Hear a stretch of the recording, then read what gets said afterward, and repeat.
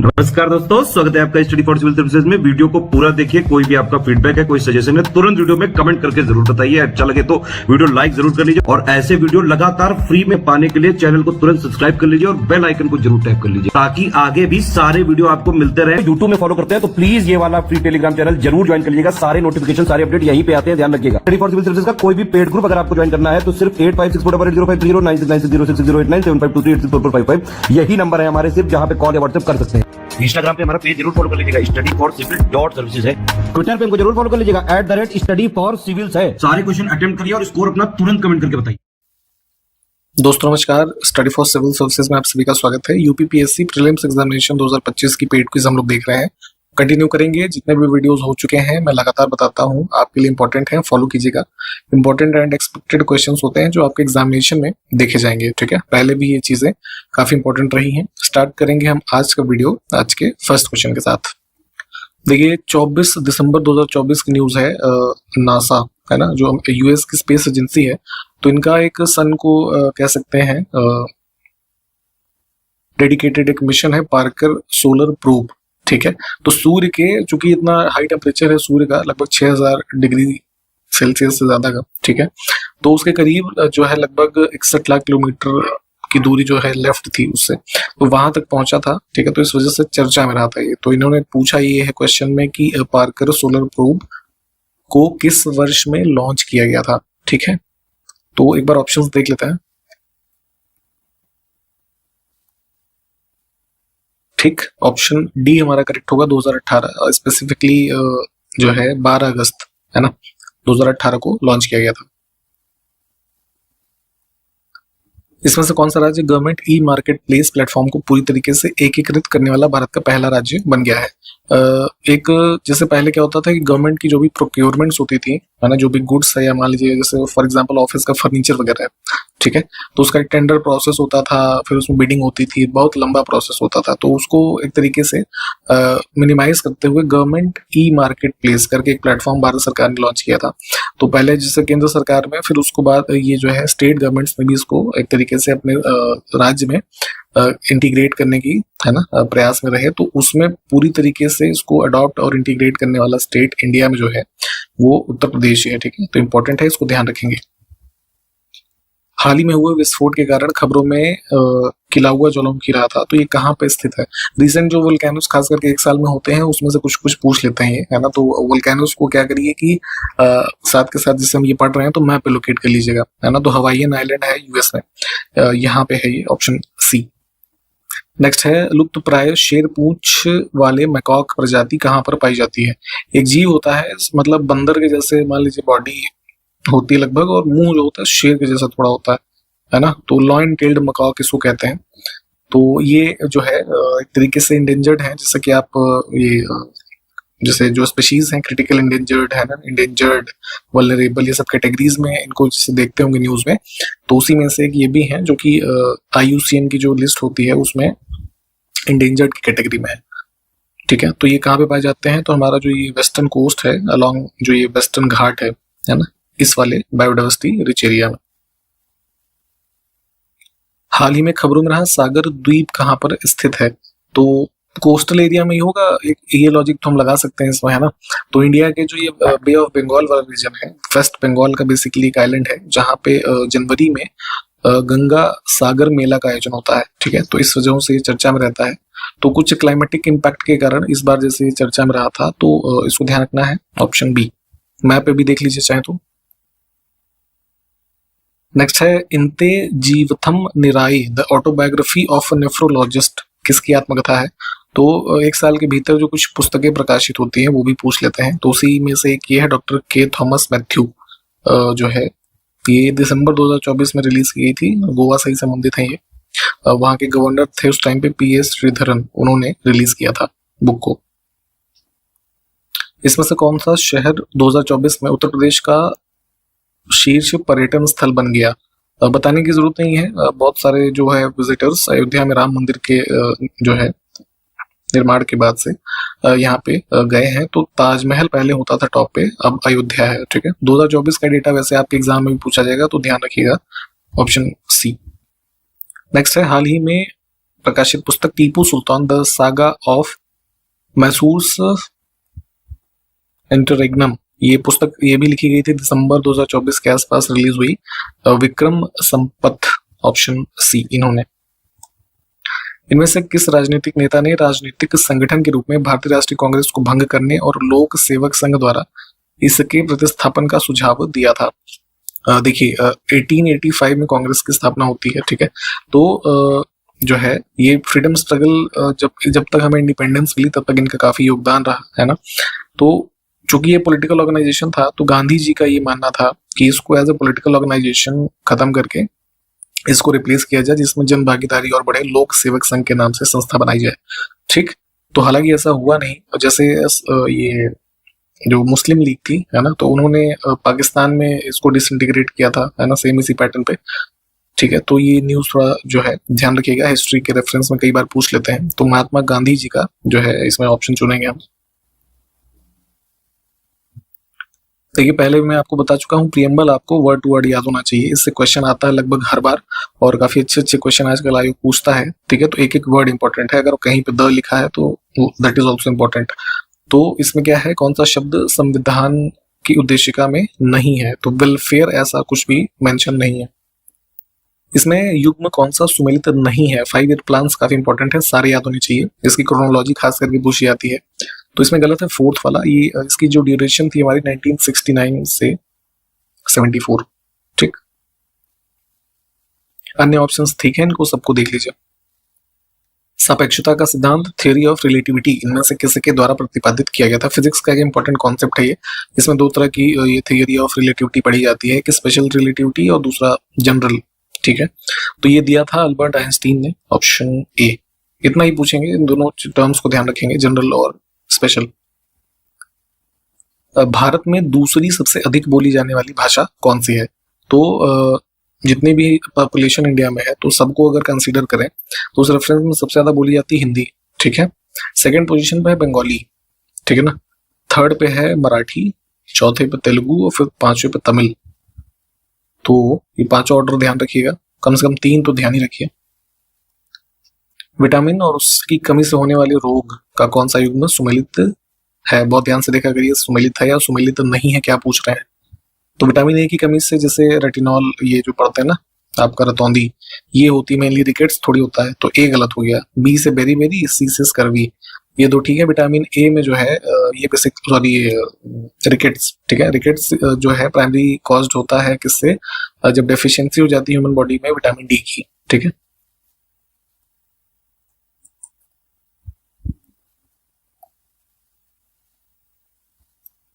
ये काफी favourite topic है यूपीपीसीएस का। इससे एक क्वेश्चन आता है, जो उत्तराखंड में हमारी नदियां हैं जो 2 स्ट्रीम्स मिल करके फिर एक अगली धारा बनती है, तो जहां मीटिंग पॉइंट है, ये काफी इंपॉर्टेंट प्लेसेस होते हैं।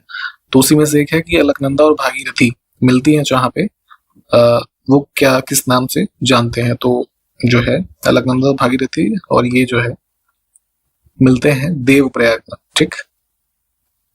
Option D. पंचप्रयाग जितने भी हैं इसको प्लीज मैप पे भी देखिए, और हो सके तो ड्रॉ करके पढ़ेंगे तो याद हो जाएगा ना सभी नदियां।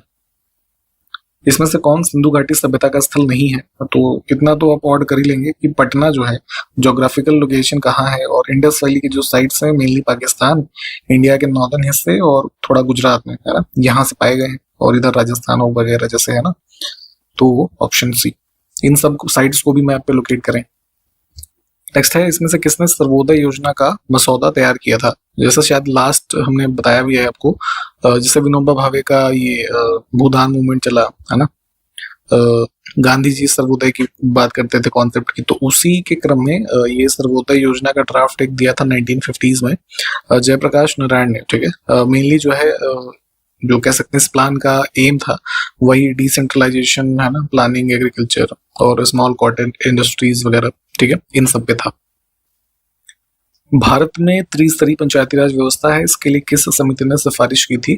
तो 2 कमेटीज काफी इंपॉर्टेंट है, हालांकि ये सभी कमेटीज के बारे में पढ़िएगा। तो जैसे यहाँ पे थोड़ा सा ट्रिक बताता हूँ मैं, जो चीजें चूंकि पूछी जाती हैं। तो बलवंत राय मेहता में क्या है, 3 नाम है ना, तो इन्होंने ही 3 टियर का सिस्टम दिया था, और अशोक मेहता जो कमेटी है ये इन्होंने 2 टियर का दिया था, ठीक है, रिकमेंडेशन पंचायत के एस्टेब्लिशमेंट के लिए, ठीक है। तो ये 2 चूंकि पूछे जाते हैं अक्सर, तो आप इसको याद रखिएगा। कर्क रेखा Tropic of Cancer 23.5 degree north latitude, ठीक है। तो पहले भी हमने बोला है कि उसको मैप पे प्लीज देख लीजिए जितने भी स्टेट्स में से गुजर रही है। तो भारत के 8 राज्यों में से गुजरती है ये, है ना। कौन कौन से हमारे? गुजरात, राजस्थान, मध्य प्रदेश, छत्तीसगढ़, झारखंड, वेस्ट बंगाल और त्रिपुरा, मिजोरम। तो ऑप्शन में देखिएगा क्या है एक्स्ट्रा? मणिपुर, ठीक। भारत पाकिस्तान युद्ध के बाद बांग्लादेश एक स्वतंत्र राष्ट्र के रूप में कब स्थापित हुआ? देखिए पाकिस्तान पहले क्या था, 2 भागों में था ना, एक वेस्ट पाकिस्तान, ईस्ट पाकिस्तान। तो मेनली लिबरेशन के लिए यहाँ पे लड़ाई शुरू हुई, फिर इंडिया भी उसमें एक तरीके से पार्टिसिपेट ही किया इंडिया ने। तो उसके बाद जो है बांग्लादेश एक अलग देश बन गया जो ईस्ट पाकिस्तान हुआ करता था 1971 16 दिसंबर। इसमें कौन सा युग्म सुमेलित नहीं है? बहुत ध्यान से देखिए, सही गलत। तो उत्तर प्रदेश के कुछ हमारे जो बर्ड सेंचुरीज हैं किस जिले में स्थित है? तो पटना बर्ड सेंचुरी इटावा में नहीं है, एटा में है, ठीक।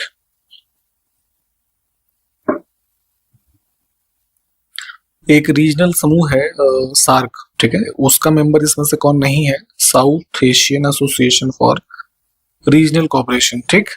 तो इसमें क्या है? देखिए चाइना तो है ही नहीं। मेंबर कौन कौन से हैं? 8।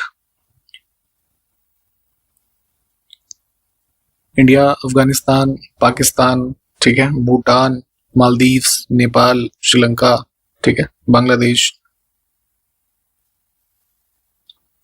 इसमें से कौन सा रोग विषाणु जनित नहीं है? वायरल, फंगल, बैक्टीरियल, ये सब जो डिजीज होती हैं इसको प्लीज पढ़ेंगे।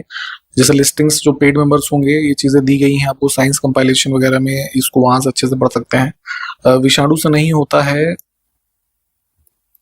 ऑप्शन सी निमोनिया, ठीक है। देखिए कॉजेटिव एजेंट में इसमें तीनों चीजें आ जाती हैं कई बार, बैक्टीरिया, वायरल इन्फेक्शन या फंगल इन्फेक्शन, ठीक है। मोस्टली बच्चों में होने वाली बीमारी है ये। रानी की वाव है ना, एक काइंड ऑफ बावड़ी है जो वाटर कह सकते हैं, स्टोर होता है इसमें, स्टेप वेल कह सकते हैं। तो इसको बनवाया था उदयमती ने, है ना, रानी उदयमती। इनके पति थे राजा भीमदेव फर्स्ट, ठीक है। तो उनके स्मृति में जो है इसका निर्माण करवाया गया 11वीं सेंचुरी के आसपास। सोलंकी वंश के ये लोग शासक थे, ठीक है। और किस राज्य में? तो गुजरात। कुछ बीमारियां पूछी जाती हैं कई बार, खास करके जो ये फ्रूट्स या जो है इस तरह की चीजें हैं, है ना, सब्जियां वगैरह। तो नींबू में होता है डाइबैक, किस तत्व की कमी से? तो ये होता है डेफिशिएंसी कॉपर का, ठीक है। फीचर क्या मतलब, जो कह सकते हैं पेड़ में लक्षण इसके दिखाई देंगे, वो प्री मैच्योर जो है लीफ, जो पत्ती होती है वो मतलब टूट करके गिर जाएगी अपने आप, है ना। या फिर जो फ्रूट होता है उसका साइज छोटा हो जाता है, डेवलप नहीं हो पाता बहुत। बॉम्बे, मद्रास और कलकत्ता में उच्च न्यायालय की स्थापना कब हुई? तो जो है ये 1858 में जो क्राउन के अंतर्गत शासन आ गया भारत का, तो उसके बाद एक ब्रिटिश संसद ने पास किया था इंडियन हाई कोर्ट्स एक्ट 1861। उसके माध्यम से ये 3 कोर्ट्स जो है स्थापित किए गए। हालांकि एस्टैब्लिशमेंट जो प्रॉपर हुई वो फर्दर जैसे कुछ 62 में भी हुई, लेकिन यही माना जाएगा क्योंकि इस एक्ट के अकॉर्डिंग हुई थी, ऑप्शन ए।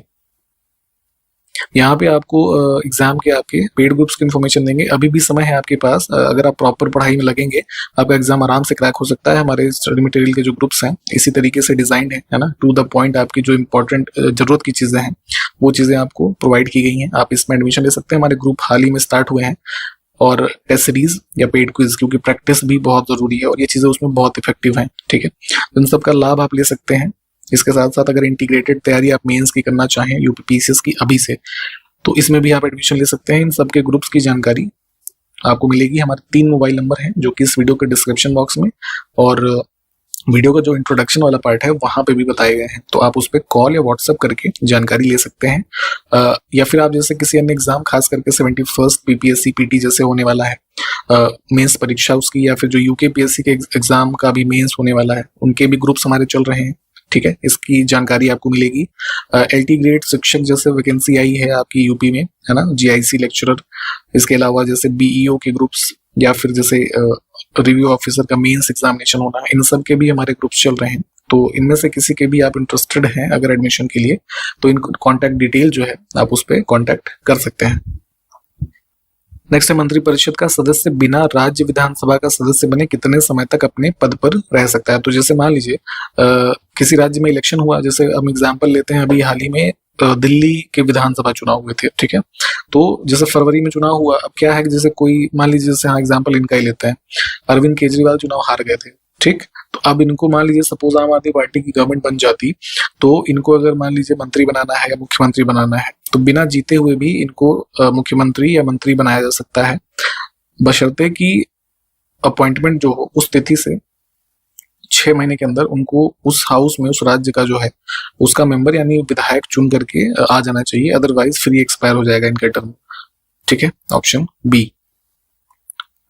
राज्य पुनर्गठन आयोग ने 1 नवंबर 1956 को कितने राज्य तथा कितने संघ राज्य बनाए थे। इंडिपेंडेंस मिली इंडिया को, ठीक है, तो उस समय स्ट्रक्चर हमारे देश का कुछ और था, तो उसके बाद स्टेट रिऑर्गेनाइजेशन कमीशन बनाया गया था, है ना। तो उसके रिकमेंडेशन पे फिर ये एक्ट आया भारत में 1956 का, ठीक है।